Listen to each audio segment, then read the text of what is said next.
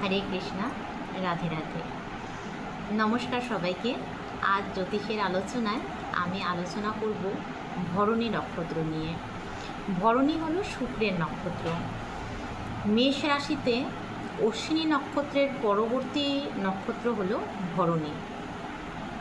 ভরণী নক্ষত্র 13 degree 20 minute থেকে 26 degree 40 minute অবধি বিস্তৃত। এর বিস্তারও কিন্তু 13 ডিগ্রি 20 মিনিট। এই নক্ষত্র শুক্রের নক্ষত্র এবং এই নক্ষত্রের পেছনেও পৌরাণিক কাহিনী রয়েছে, যেটা আমি আলোচনা করব। ভরণী নক্ষত্রের অধিষ্ঠাত্রী দেবতা হলেন যমদেব। আমরা সকলেই জানি যমদেব হলো মৃত্যুর দেবতা। যমদেবের কাজ হলো কর্ম অনুযায়ী মানুষের বিচার করা এবং পাপ পুণ্যের ফল নির্ধারণ করা। ভরণী নক্ষত্র এই বিচার এবং শুদ্ধিকরণের শক্তিকে নির্দেশ করে।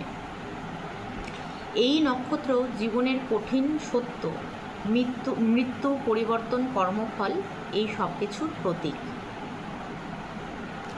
এছাড়াও গর্ভের সঙ্গে বা যোনির সঙ্গে ভরণী নক্ষত্রকে পুরাণে তুলনা করা হয়েছে, কারণ ভরণী নক্ষত্রের মধ্যে ধারণ করার ক্ষমতা থাকে এবং একটা শিশু যেমন মাতৃগর্ভে ধীরে ধীরে ডেভেলপ হয় বা যেমনভাবে তার গ্রোথ হয়, ভ্রূণ অবস্থা থেকে সে ধীরে ধীরে তার হাত পা হয়, মস্তক হয়, হৃৎপিণ্ড হয়, সেরমভাবেই কিন্তু ভরণী নক্ষত্রেরও দেখা যায় একটা ধারণ করার, সৃষ্টি করার বা ট্রান্সফরমেশনের ক্ষমতা এদের মধ্যে থাকে।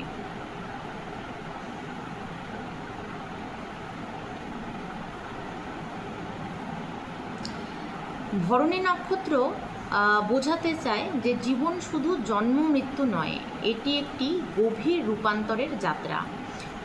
কঠিন অভিজ্ঞতা আমাদের ভেঙে দেয় না, বরং নতুনভাবে গড়ে তোলে।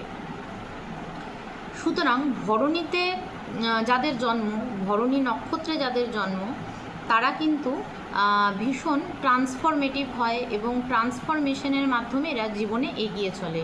বহুবার এদের মধ্যে ভাঙা গড়ার কিন্তু লড়াই দেখা যায়, আর এরা কিন্তু যে কোনো ব্যাপারেই ভেঙে পড়ে না। যখনই জীবনে কোনো কঠিন সমস্যা আসে, এরা সেটাকে হাসি মুখে মেনে নেয় এবং সেই সমস্যার সঙ্গে লড়ে জীবনে আবার নতুন করে আগে এগিয়ে যায়, জীবনে সাকসেসফুল হয় এবং ট্রান্সফরমেশনের মাধ্যমে নিজেকে নতুনভাবে গড়ে তোলে।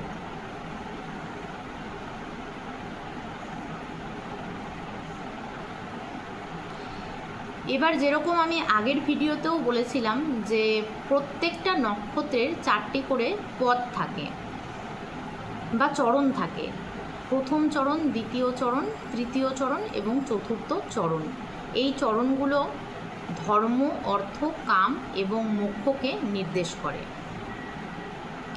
সেরকম ভরণী নক্ষত্রের প্রথম পদে যাদের জন্ম, তারা ভরণী নক্ষত্রের 13 ডিগ্রি 20 মিনিট থেকে তাদের জন্মটা হয়েছে প্রথম পদের মধ্যে, প্রথম 3 ডিগ্রি 20 মিনিটের মধ্যে, এবং এরা পেয়েছে সিংহ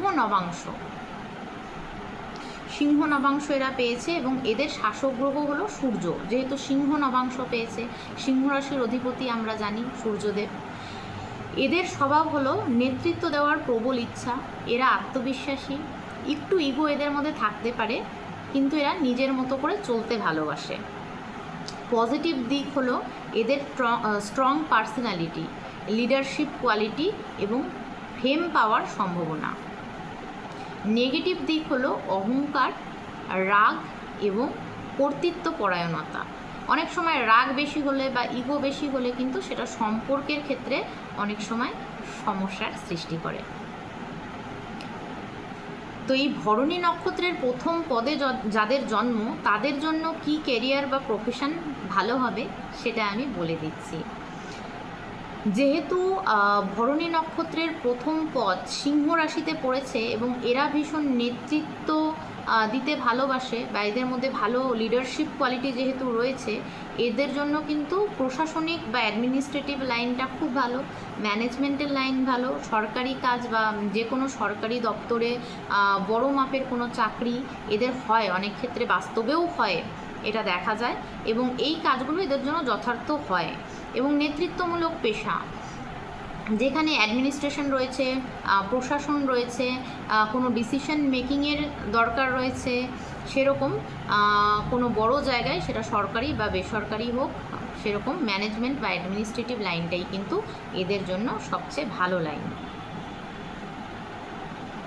এবার আসি দ্বিতীয় পদ। দ্বিতীয় পদ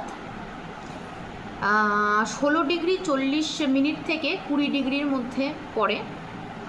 এটা কন্যা নবাংশতে পড়ে।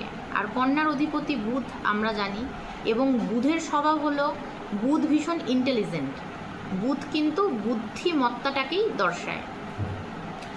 তো যেহেতু এদের নবাংশ কন্যা নবাংশতে পড়ে এবং শাসক গ্রহ বুধ, সেই জন্য এরা ভীষণ ইন্টেলিজেন্ট হয়, প্র্যাকটিক্যাল হয়, অ্যানালিটিক্যাল হয়, খুঁটিনাটি বিষয়েরা লক্ষ্য করে, ভীষণ ভালো অবজারভার হয় এবং পারফেকশনিস্ট হয়।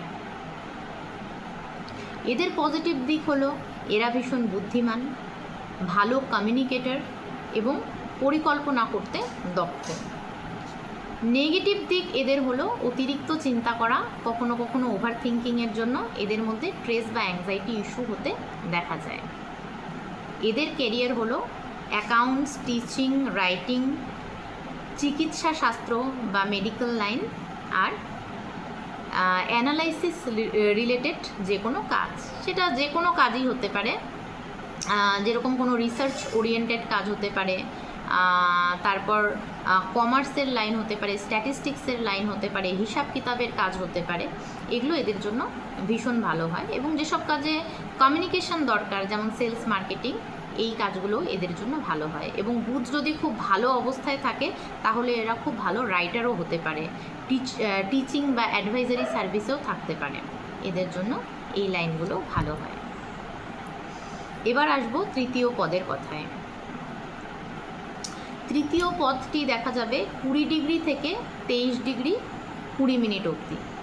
তুলা নবাংশে পড়েছে এই তৃতীয় পদ এবং শাসক গ্রহ হলো শুক্র। তুলার অধিপতি আমরা সবাই জানি শুক্র।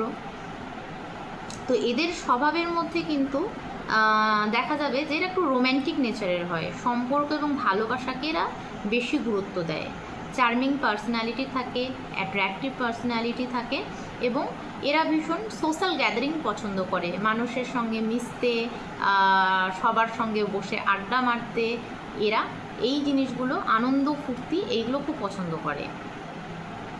আকর্ষণীয় ব্যক্তিত্ব থাকে এদের, বললামই আমি, এবং এরা রিলেশনশিপটাকে মেনটেন করতে পারে এবং কোনো কোনো ক্ষেত্রে এদের মধ্যে কিন্তু খুব ভালো আর্টিস্টিক সেন্স দেখা যায়।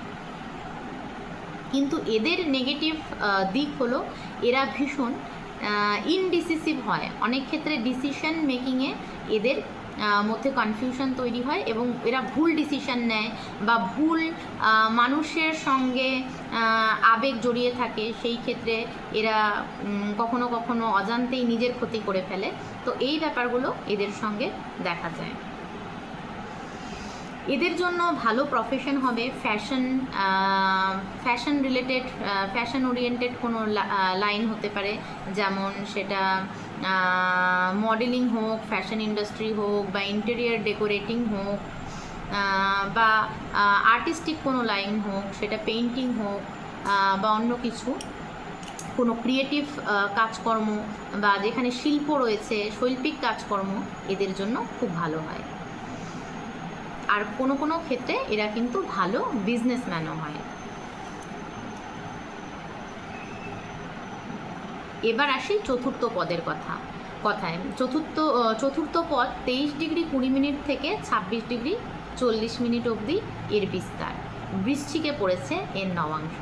বৃশ্চিকের অধিপতি আমরা সবাই জানি মঙ্গল।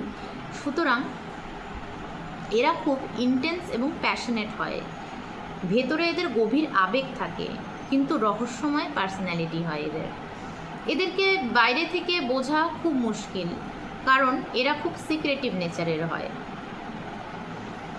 এদের পজিটিভ দিক হলো স্ট্রং উইল পাওয়ার। এদের উইল পাওয়ার বা ইচ্ছা শক্তি সবসময় দেখা যায় খুব স্ট্রং হয়, এবং এদের মধ্যে ট্রান্সফরমেশন এবিলিটি দেখা যায়। মানে এরা চটজলদি যে কোনো পরিস্থিতিতে নিজেদেরকে ট্রান্সফর্ম করে ফেলতে পারে বা রূপান্তর করে ফেলতে পারে, এবং এদের মধ্যে দেখা যায় একটা ফিয়ারলেস নেচার। এরা কিন্তু কোনো কিছুকে ভয় পায় না, বেশ সাহসী এবং পরাক্রমশালী হয়।